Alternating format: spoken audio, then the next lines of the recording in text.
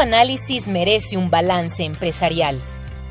Esto es Balance Empresarial con el contador público Óscar Gutiérrez.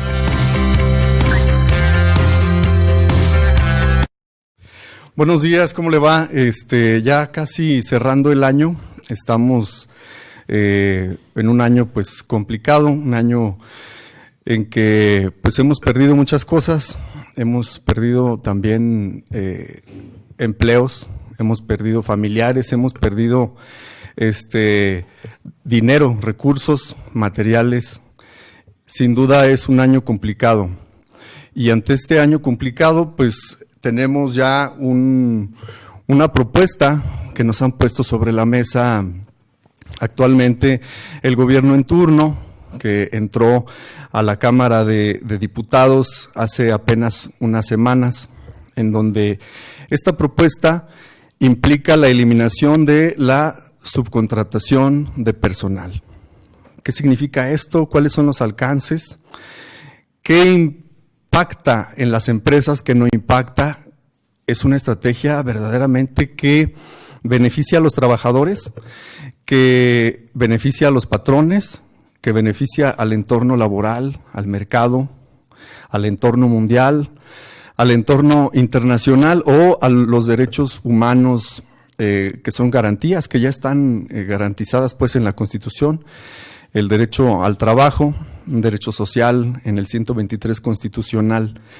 Sin embargo, bueno, el día de ayer en la noche nos íbamos a dormir con un complemento de esta nota, ¿no? Un complemento donde entraba a la Cámara de Diputados una propuesta nueva en la que se reforma el artículo 90 de la Ley Federal del Trabajo, que entre otras cosas es el artículo que regula el concepto del salario. ¿Sabía usted que esto se quiere también reformar? Entre otras cosas, yo quiero resaltar dos que son muy importantes y que tienen que ver con lo que vamos a hablar el día de hoy. Uno es que no se puede ya, por ningún motivo, el trabajo voluntario. Usted iba al centro comercial de cierta manera y veía ahí en las cajas a alguien que le ayudaba a guardar sus pertenencias.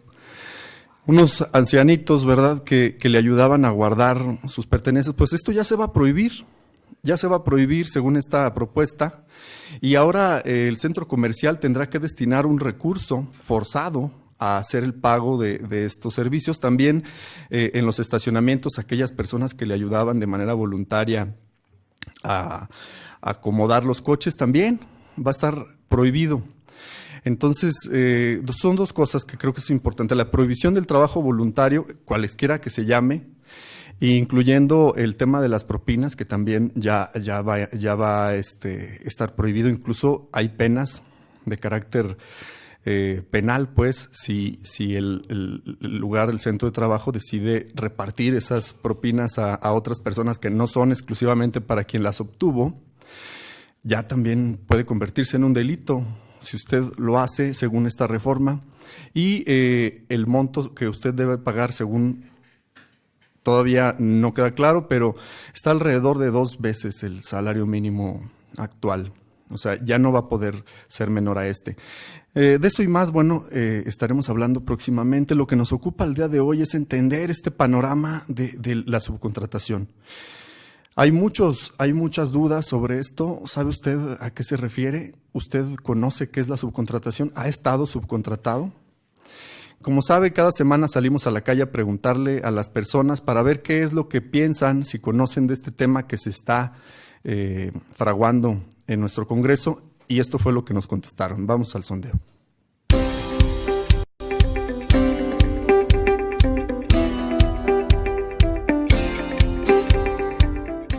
Preguntarle, ¿sabe usted lo que es la subcontratación de personal? Lo que yo tengo entendido en una subcontratación de personal es que una empresa contrata a través de un outsourcing a personas que puedan laborar con ellos, pero sin ninguna responsabilidad para la empresa. Sí, entiendo que la subcontratación de personal es cuando una empresa contrata a otra empresa para que le mande personas para realizar actividades que regularmente no se hacen en la primera empresa que solicitó el servicio. ¿Sabe usted qué tipo de servicios son los que pueden subcontratarse? No, ahí sí, ahí le fallo, no tengo conocimiento de esto. Pues son algunos muy específicos o concretos de alguna actividad rutinaria, como puede ser servicios de limpieza, de transporte, de seguridad. Y finalmente, ¿sabía usted que se envió una propuesta al Congreso del Estado sobre el tema de la subcontratación? Tengo entendido que se mandó una propuesta, pero lo que yo tenía como conocimiento es que que se quieren eliminar las outsourcing más que modificarse. Entonces, bueno, como comentario adicional, yo creo que estaría bien que se hiciera una modificación porque no son malas las outsourcing cuando se llevan a cabo como debe ser, vamos, como deberían de aplicarse los reglamentos. Algo había escuchado al respecto, pero no sé en qué consiste esta propuesta o esta reforma.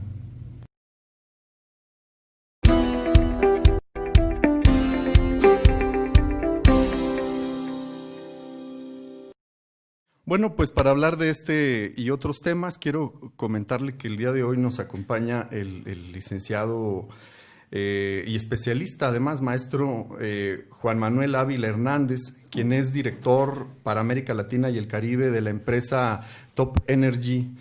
Además, entre otras actividades, pues se desempeña como presidente de la Comisión de Energía de la Coparmex.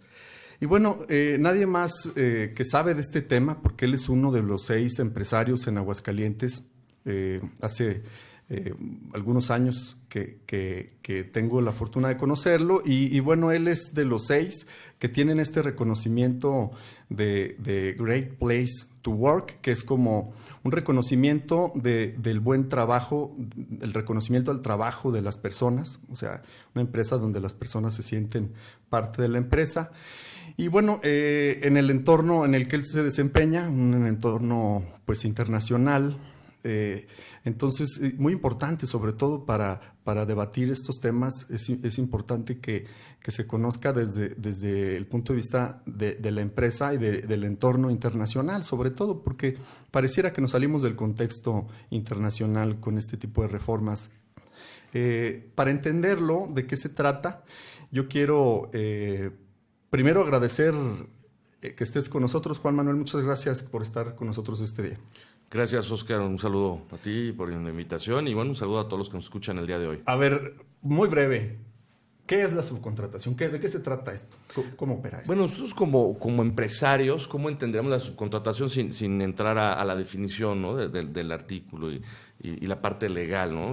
¿Cómo entendemos la subcontratación? Es la contratación de una empresa que presta un servicio especializado y ese servicio especializado se puede prestar en tu mismo negocio o en partes de la actividad que tú realizas, ¿no? Entonces, estas empresas de especialización, estos outsourcings, pues llegan con su personal a desarrollar una parte, ¿no? de la cadena de valor que tú trabajas en tu organización. Ponos un ejemplo.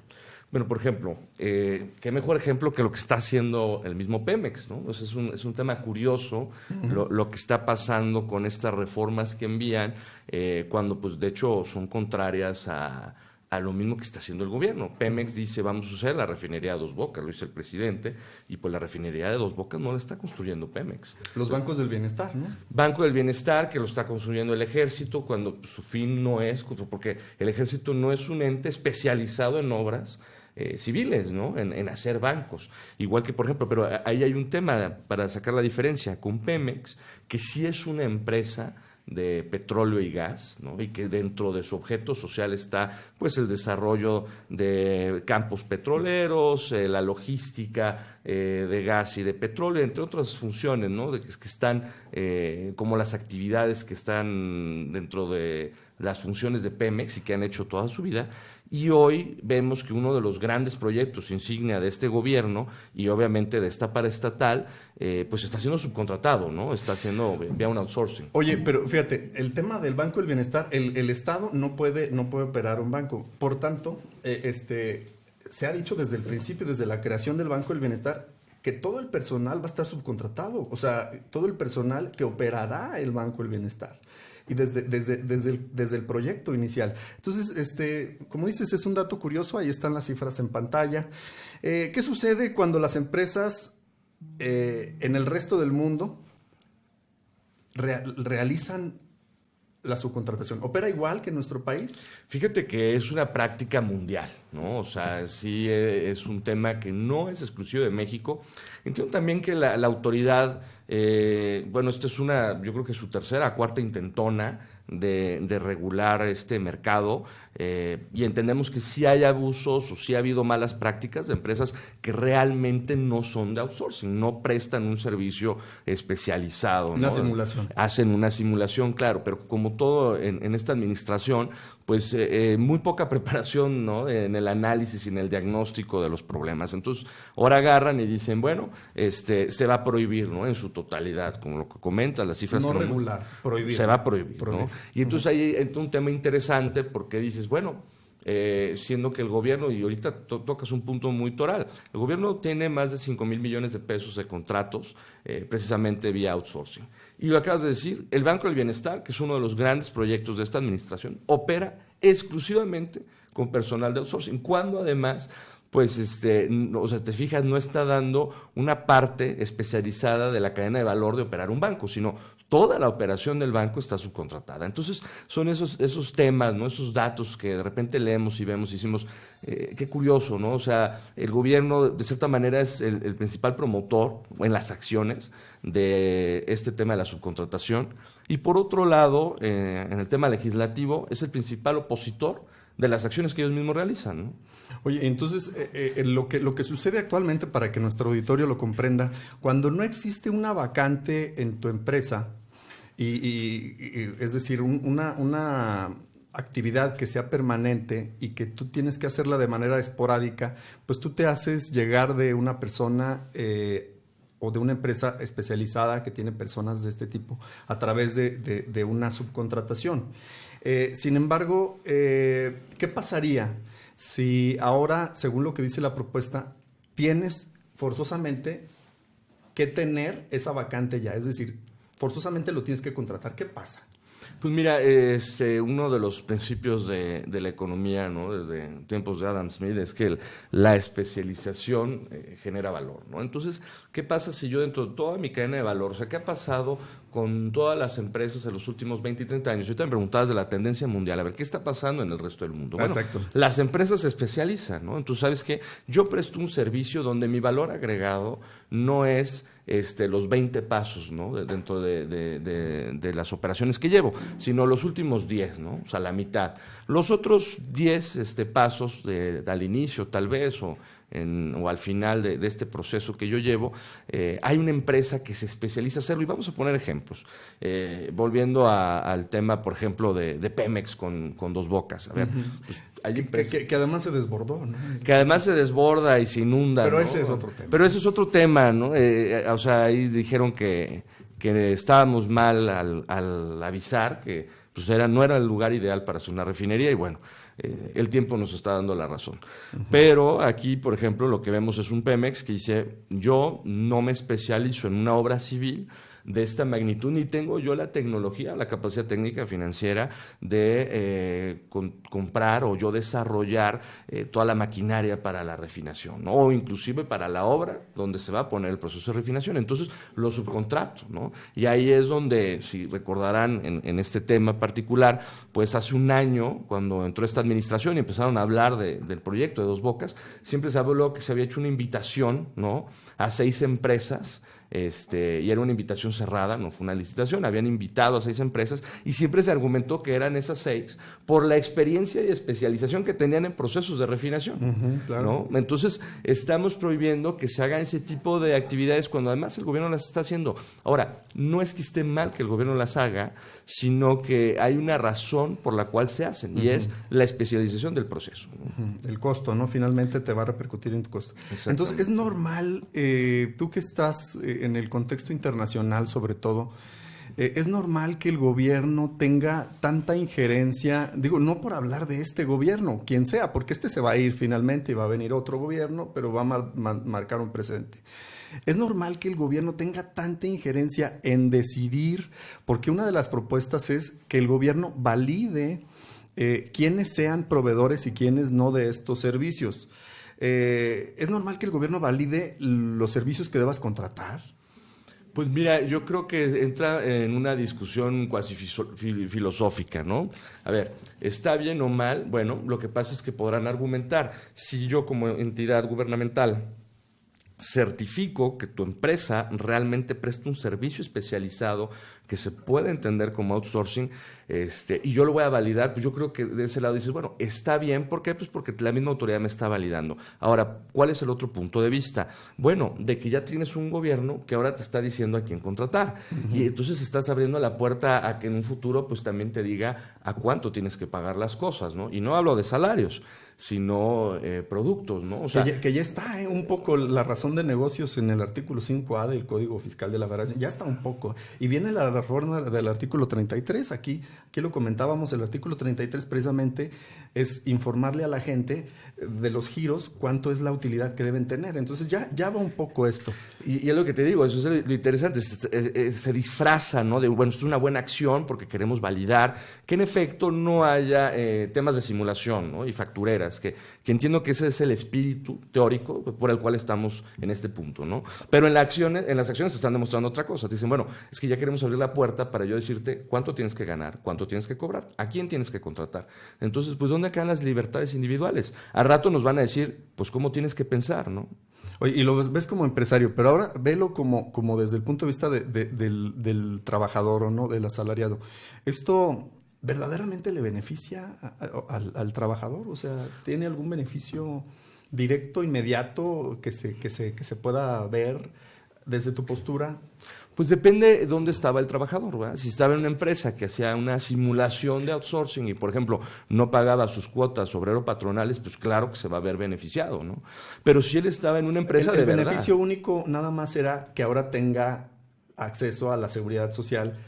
Ese sería el beneficio inmediato, ¿no? Sí, porque pues no vamos a ver un alza en sueldo. En su salario, porque ¿no? pues ahorita ni cómo, ¿no? O sea, estamos viendo que la economía está parada, que las decisiones del gobierno tampoco van encaminadas a reactivar la economía. Entonces, ¿de qué manera podemos nosotros traducir todo esto en, bueno, el colaborador va a ganar más? Pues no. Aquí el tema es, bueno, aquellos colaboradores que tal vez estaban en una empresa que no estaba legalmente constituida, o sea, que no hacía las cosas bien, bueno, pues sí van a ver que ahora van a tener esas prestaciones sociales. Pero para los colaboradores que toda su vida han trabajado ya sea en un outsourcing o en la empresa principal, por decirlo así, y estaban en tanto el outsourcing como en una empresa principal haciendo las cosas bien, pues no van a ver ningún beneficio, porque pues ellos ya estaban en la regularidad, ¿no? En la formalidad. Sí, de hecho, ahorita quiero preguntarte una postura que me gustaría saber desde el punto de vista sobre todo tú que tienes tanta experiencia y este reconocimiento que te da esta organización del trabajo. Pues agradecer primero a quienes nos ponen el favor de su atención, a Miguel Jiménez Puga, felicidades, gracias. René García, un tema de interés, gracias. Alejandro Quiroz, Claudia de Lira, Marilu García, Eddie López, Andrés Julián Díaz, Jonathan Medina, a Johnny Medina, Miguel de Jesús, Ariel Espejel, saludos, un buen tema. Rogelio Alonso Guerra, saludos a los dos. Daniel Flores, Emilio Hernández, Arturo Salcedo, Emilio Hernández, Saúl Favela, Mario Andrade, Ildefonso Martínez, Beto Escobar, Eric Aarón Robles. Pues muchas gracias por estarnos escuchando. Yo creo que si tienen alguna postura en especial que les interese comentarlo, yo creo que es importante también conocer el contexto en el que se da. Es un contexto en el que estamos viviendo. ¿Es el mejor momento de esta reforma? No, o sea, pues como todas las decisiones o las últimas decisiones de esta administración, son reformas y más por el entendido en el que van, que no van a apoyar la reactivación económica. Y de nueva cuenta, no es que estemos en contra o más bien a favor de estos esquemas de simulación. Nadie estaría a favor. Pero hay que ser muy claros, porque luego por ahí va el tema, ¿no? La simulación, bueno, ¿no? Es que como ellos apoyan la simulación y eso, sí, entonces por eso están en desacuerdo con la propuesta del presidente. No va por ahí. Estamos en desacuerdo con la manera en la que se está llevando y los tiempos en los que se está llevando. O sea, ya ahorita tú comentabas que en el mismo Código Fiscal, o sea, se está llevando las decisiones gubernamentales a empujar a que el empresario tenga que hacerle caso al gobierno hasta en el cómo vender o en el cómo operar. O sea, hoy te está diciendo, yo quiero que operes de esta manera, ¿no? Oye, pues que yo ya operaba así. O sea, yo de los 10 procesos que llevo en mi empresa, 8 los hago yo mismo, porque son los que más valor agregado dan, pero otros 2 los subcontrato. ¿Por qué? Porque no hace sentido, porque yo no me dedico a estas dos partes, ¿no? Es como si yo me dedicara a la instalación eléctrica, ¿no? Por ejemplo.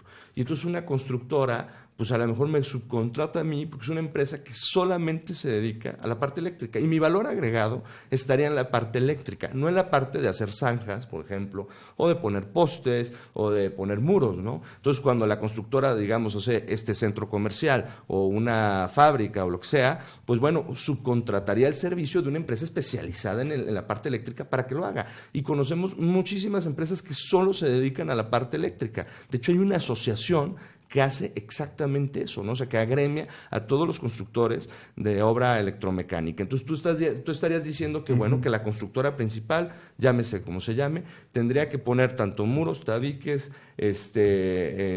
enyesar, hacer toda la parte eléctrica, y pues va a decir, bueno, realmente yo no, o sea, mi trabajo o mi valor agregado no está en la parte eléctrica, mejor la voy a subcontratar. Y hay que entender que ese es el esquema real de la subcontratación. Sí. El contexto, el caldo de cultivo en el que se está dando muy peligroso sobre todo para el trabajador, ¿no? Porque finalmente, al prohibir la subcontratación, quienes lo hacen, pues tienen que dar de baja a su personal y ahí pues también es afectarlo directamente.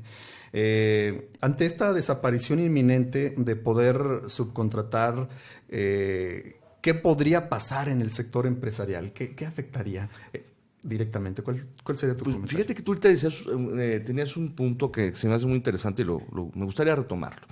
Comentabas, el gobierno ahora va a decir que tú tienes que tener esa vacante, ¿no? En tu empresa.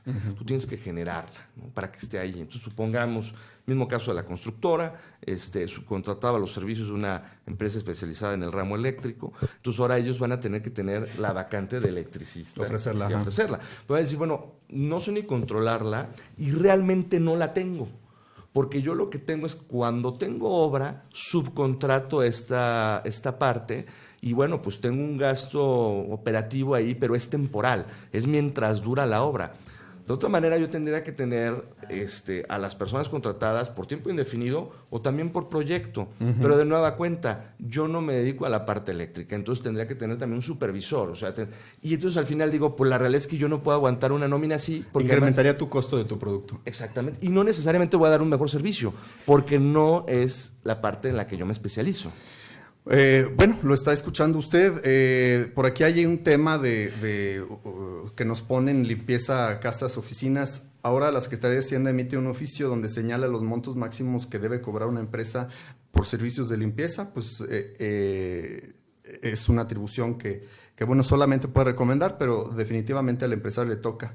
Francisco Díaz te manda saludos. Juan Manuel, Pedro Alejandro Muñoz, Javier Becerra, Alejandro de la Rosa, Raúl Martínez. Bueno, están ustedes escuchando. Definitivamente el tema aquí central es el costo.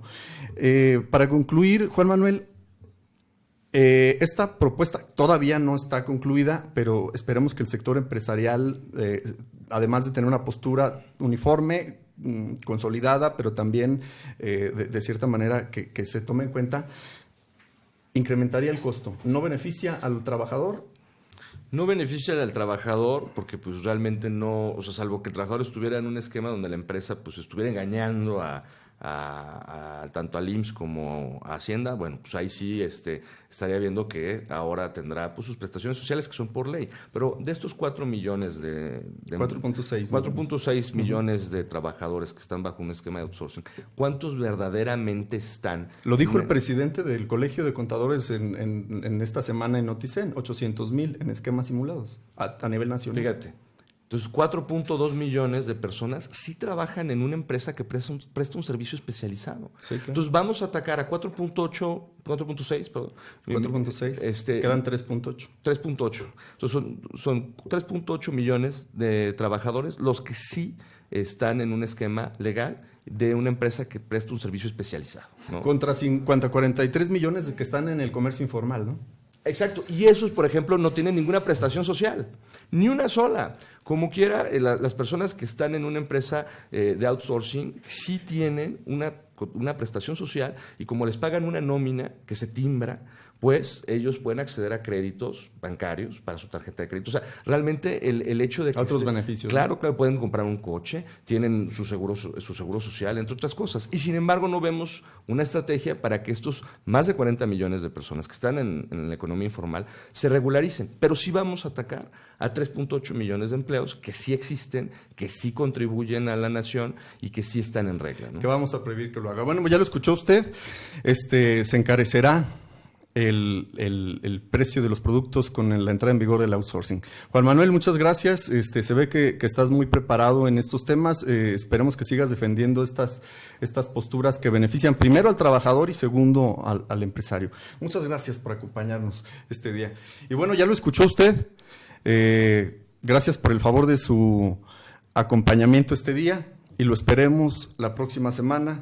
Saludos a Ramiro Cisneros, Carlos Botello. Nos vemos el próximo viernes a las 10 de la mañana. Buenos días.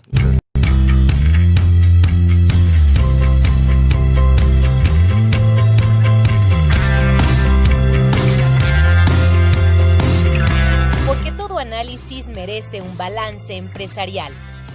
Esto fue Balance Empresarial con el contador público Óscar Gutiérrez.